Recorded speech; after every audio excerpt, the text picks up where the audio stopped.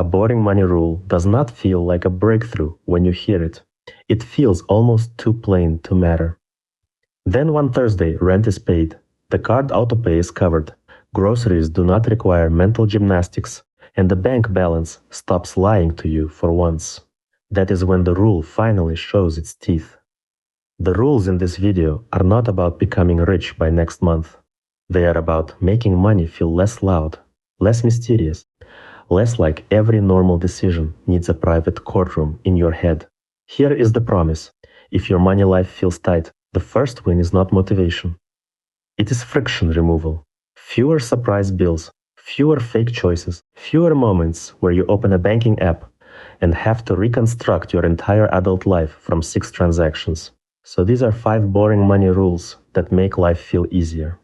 Not flashy, not guru advice, not stock picks, just operating rules for a household that has to survive real prices, real bills, real emotions, and real Tuesdays. The test is simple. After each rule, ask one question. Would next month feel easier if this were already decided? If the answer is yes, the rule is doing its job. Rule 1. Name the floor before you name the dream. Most people start with the exciting question. What can I afford? What should I invest in? Can I take the trip? Can I upgrade the car? But the calmer question comes first. What is the monthly floor?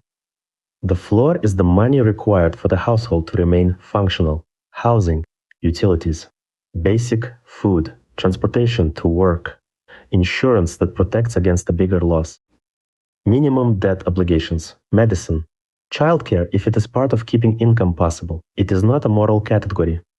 It is the load-bearing category. Once the floor is named, 2 things happen. First, the month stops pretending that every dollar is flexible. Second, guilt gets more accurate. If the floor is eating most of the paycheck, the problem is not that someone bought coffee twice. The problem is that the floor is too heavy for the income structure. This rule is boring because it is not inspirational, but it changes the emotional math. A person who does not know the floor has to renegotiate reality every time money arrives. A person who knows the floor can say, before the month starts, this much is already claimed. That sentence is not pessimistic. It is relief. It means the next decision is being made from the surviving number, not the headline number. Salary is a headline. Take-home pay is closer. The floor is closer still. The usable number is what remains after the floor has been respected. If you want a money rule that makes life easier, start there. Do not ask the bank balance how free you are. Ask the floor. Rule 2. Separate bills from spending. This sounds obvious until you watch how people actually experience money. A bill hits automatically on the 3rd. Groceries happen on the 5th. Gas happens on the 6th. A card payment hits on the 8th. The brain often files all of it under one ugly label, spending, but a bill and a purchase do not feel the same because they are not the same. A purchase is a decision happening now. A bill is an old decision arriving on schedule. Treating them as the same thing makes the month feel like a character flaw. A cleaner system starts with 2 buckets. Bills are claims. Spending is choice. Claims get a calendar. Choice gets a budget. When those are mixed, the calendar can quietly destroy the budget, and the person blames themselves for not having willpower. The calendar matters because income and obligations rarely arrive smoothly. 2 households can have the same monthly income and the same monthly costs. One spreads payments across the month. The other has rent, insurance, utilities, and card minimums inside the first 10 days. On paper, they are twins. In real life, one has air and one has a panic week. The boring rule is to build a claims calendar before building a lifestyle budget. Put every automatic payment and fixed due date on one page. Then mark paydays. You are not looking for beauty. You are looking for collisions. If 4 claims crowd one paycheck, the first solution may not be stricter discipline.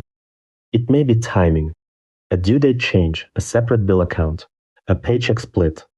A rule that says money for claims leaves before money for choice gets considered. This is not glamorous, but it is one of the quickest ways to make the month feel less hostile. Bills need a calendar. Spending needs a limit. Mixing them makes both harder.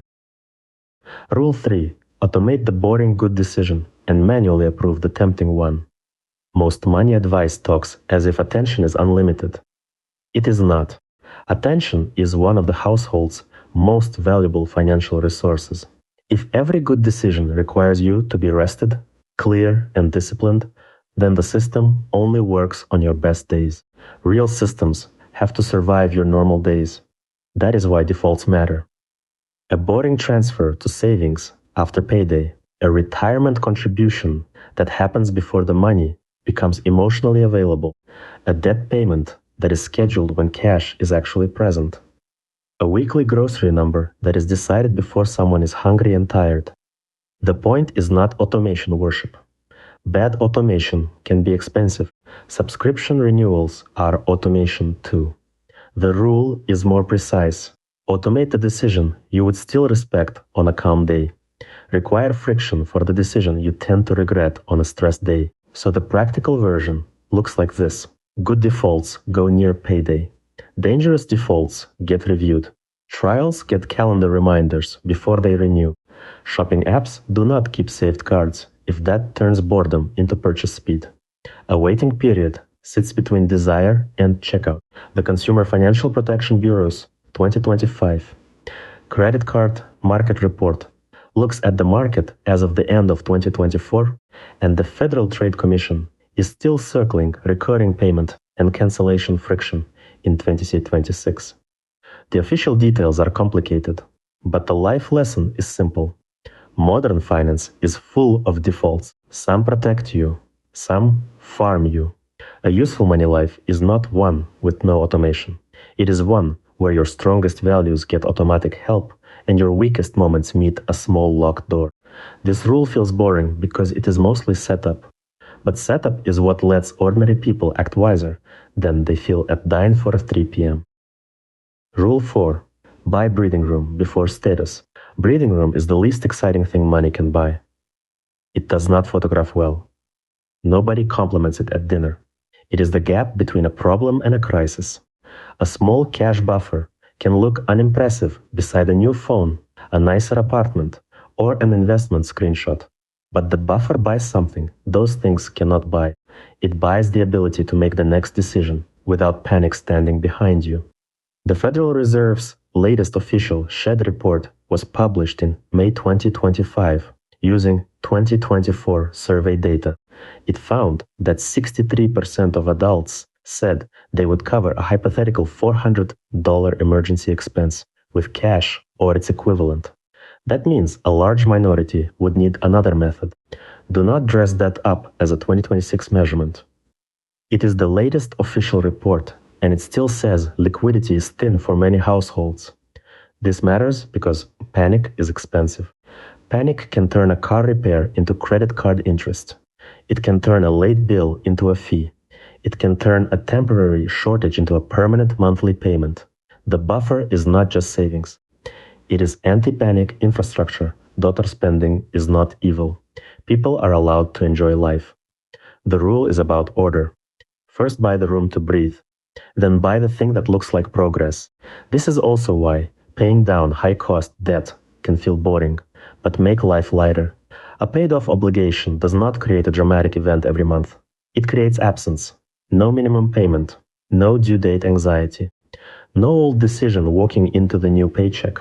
Breathing room rarely announces itself. It shows up as a problem that did not become a disaster. That is why it deserves priority. Rule 5. Decide once, use often. The most exhausting money decisions are not the giant ones. They are the repeat decisions that arrive with a slightly different costume. Can I order food tonight? Should I finance this? Do I keep the subscription? Do I increase lifestyle because income rose? Do I use the card and fix it later? A rule turns a repeat argument into a reusable answer. For example, no new recurring payment unless another recurring payment leaves. No major purchase inside the same week as a raise, bonus, refund, or emotional high. No investing money needed inside the next few years. No debt payoff plan that depends on a perfect month. No lifestyle upgrade until the floor claims calendar. and breathing room have been updated. These are examples, not personalized instructions. The principle is the valuable part. Decide the rule while calm. Use the rule while tempted. Behavioral finance keeps finding different versions of the same human problem. People are not stable machines. We overvalue now. We hate losses. We adapt to new income quickly. We treat available cash as more spendable than promised cash. We make cleaner decisions before stress enters the room. So the point of a rule is not to remove judgment forever. It is to protect judgment from bad weather. A written rule gives the calm version of you a vote, when the tired version is shopping, negotiating, or rationalizing. This is especially useful for investing and trading psychology. The money code version is not a prediction and not a buy list. It is a process rule. If a decision would become dangerous when fear or excitement rises, the rule has to exist before the emotion arrives.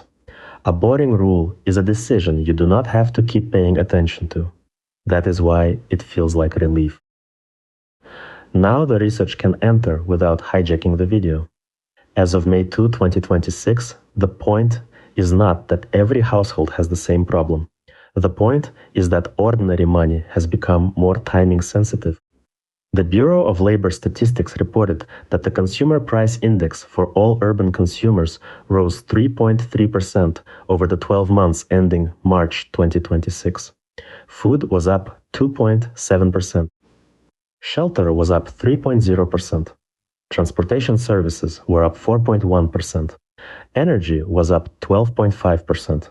That does not prove your personal month. It explains why flexible categories can feel less flexible than they used to. BLS consumer expenditure data for 2024, discussed in 2026 by the agency, shows the structure of the average household budget. Housing and transportation together accounted for about half of household spending. Food averaged $10,169 per year.